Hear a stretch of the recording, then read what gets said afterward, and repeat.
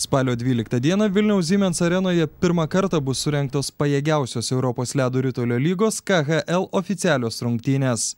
Jose, jei nekankins traumos, pasirodys ir Darius Kasparaitis.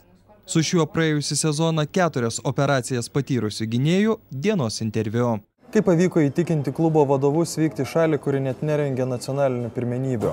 Žinau, kad jie norėjo daryti varžybas Suomijoje, Vokietijoje, o Švedijoje.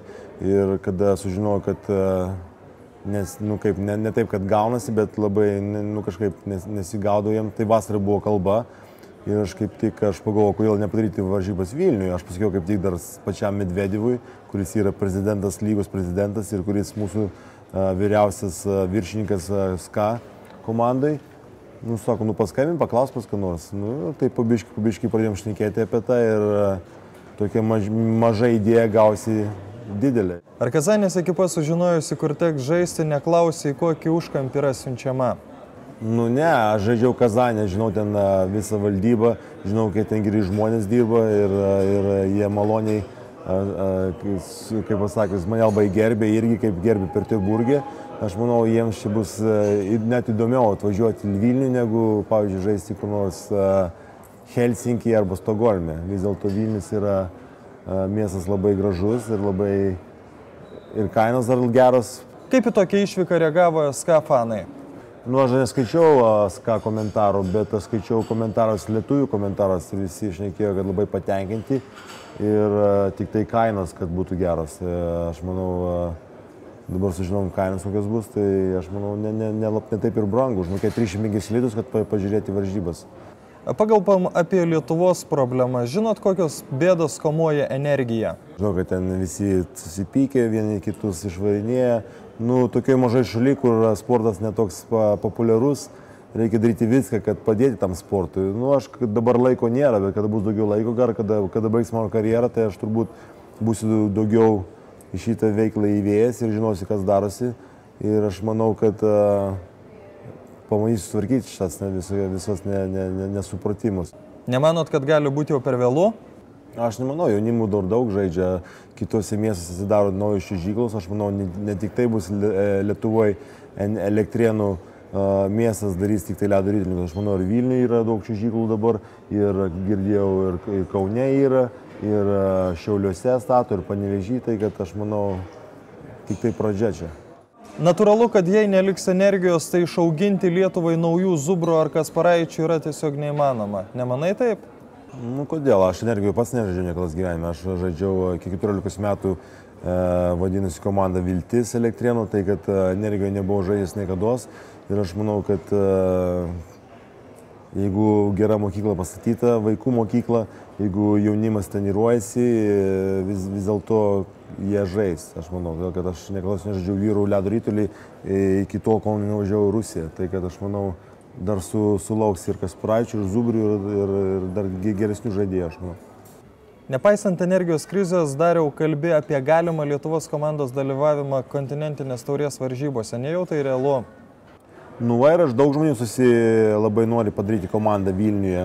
Iš vis komandą galim padaryti Lietuvoje, kuri žais turi Vilnių ir Kaune. Viena komanda, pavyzdžiui, 2 varžybos Vilniuje, 2 varžybos Kaune, kad būtų ir galėtų pamatyti abiejose miestuose, ten arčiau prie Klaipėdos, arčiau prie Aukštaitijos, kaip pasakius, būtų taip gerai. Ir dabar yra daug projektų, bet vis dėlto, kaip pasakius, be Rusijos pagalbos, o be Rusijos didelios kompanijos kaip Gazpromo pagalbos ar išvis pagalbos, sunku kalbėti apie šitą. Aš manau, niekas šių pinigų nedės į tą ledo ritulį, vis dėlto reikalinga bus pagalba ir žmonės šneka, kad nori padaryti komandą. Šiek tiek Dariau apie tave, dar prieš metus degėjai norų grįžti į NHL. Sakyk, dabar išlikęs dar tas noras, ar esi laimingas ten, kur esi? Mano noras dabar pažaisti kuo ilgiau ir pažaisti Sankt Peterburgė, todėl kad man labai patinka miestas ir komanda ir kaip mane žmonės ten gerbė ir labai patiko miestas. Ir arti nuo Lietuvos, ir arti iš vis nuo kitų Europos šalių.